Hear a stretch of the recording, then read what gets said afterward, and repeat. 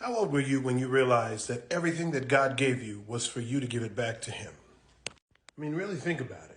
God gave you time. But then he turned around and said, man ought to pray without ceasing. That's all of your time. He gave you a body. Then he said in Romans 12:1, I beseech you now, therefore, brethren, by the mercies of God, that you present your bodies a living sacrifice, holy and acceptable unto God, which is your reasonable service.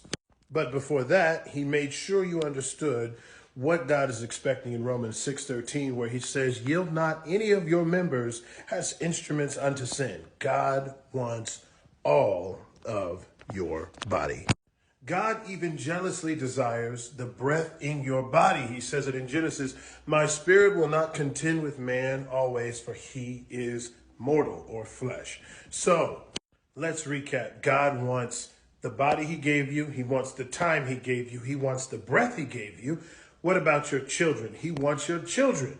If he gave you the children that you have, he wants them back. Just ask Hannah. Just ask Abraham.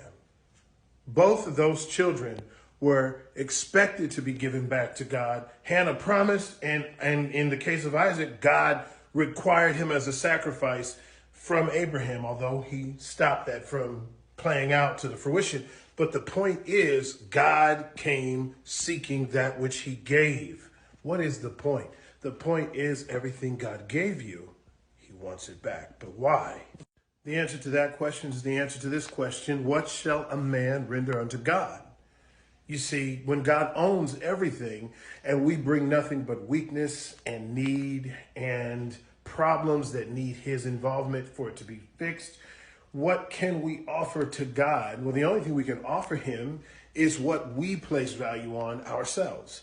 Because when we place value on something, it now becomes a sacrifice to let go of it. And so therefore, that becomes a perfect article of worship when we give to him the things that we value that he gave to us. Do you see what I'm saying? God even wants our worldly possessions. Luke 14:33 says, therefore, if anyone does not give up everything he has, he cannot be my disciple. So now that we've established that worship is sacrifice, and the value of the sacrifice is derived from the value we place on what is being sacrificed, let's look at one of the most valuable things we have. I'm going to go ahead and say it, our own will.